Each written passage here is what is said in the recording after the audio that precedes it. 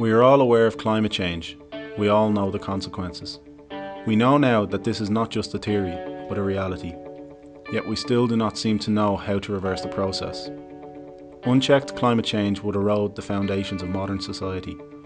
The EU has set targets of reducing greenhouse gas emissions by 20% based on 1990 levels between now and 2020.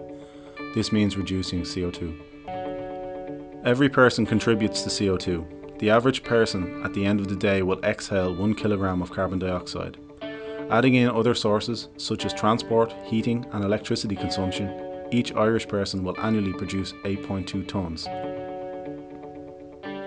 That is the equivalent of 2 Olympic-sized swimming pools, or just over the volume of Big Ben. Now imagine that for every person in the country, the amount is astounding. Spread this across Northwest Europe and the scale of the problem becomes much bigger. Around 10% of the greenhouse gases emitted worldwide in 2012 came from the European Union. But where does this CO2 come from?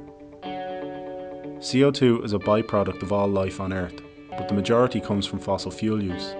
Traditionally, fossil fuels are extracted from the earth and used to create energy or products. Coal, oil and gas are burned, releasing CO2 that has been stored in the earth for thousands of years. Our climate has a cycle that creates a stable environment for us. When we add CO2 that has been stored by nature to the environment, we create climate change. With increased economic activity comes increased energy demands. And so there are two options.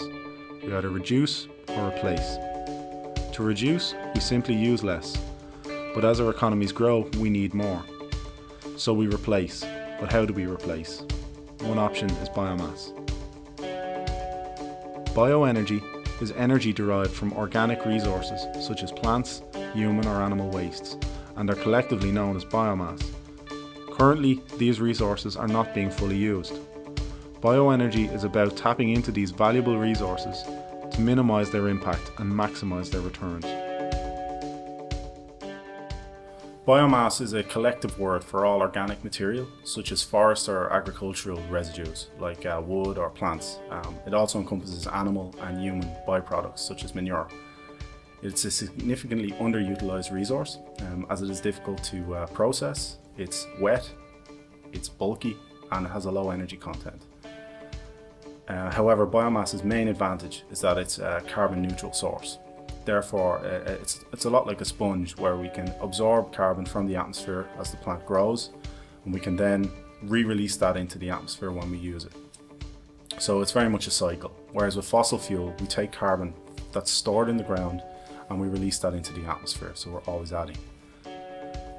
Therefore, if we want to use and harness biomass, we need to upgrade it to a more usable form. And this is where the importance of more advanced processing techniques comes in, allowing us to upgrade low quality materials into very high quality and high value products. There are numerous reasons for using biomass. It is an indigenous untapped resource, it creates local employment, it reduces our energy imports. It is cleaner and more sustainable for the environment. It is even a distributed resource unlike fossil fuels and is the only renewable energy source based on sustainable carbon. It is also the only existing on-demand storable energy source. To continue using fuel the way we currently do is unsustainable and will have dramatic effects in the future. In 2013, Ireland imported 89% of all its energy needs. Why not replace this with biomass? As a principal investigator of the Arbour project here in UCD, it is my pleasure to say that this project, which is concluding in 2015, in every way is a success story. We learned a lot from other partners. We shared a lot of information about Ireland to our partners, 6 of them spread in the northwestern European region.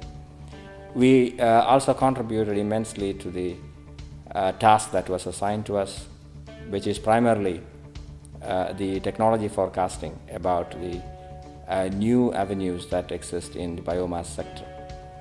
We learned a lot in this exercise, and we realized that the real technologies that are beneficial to the society in future are yet to come, because the technological maturity is happening now, and these are going to be commercial and practically useful technologies which would give a sustainable, bright future for Europe and the rest of the world by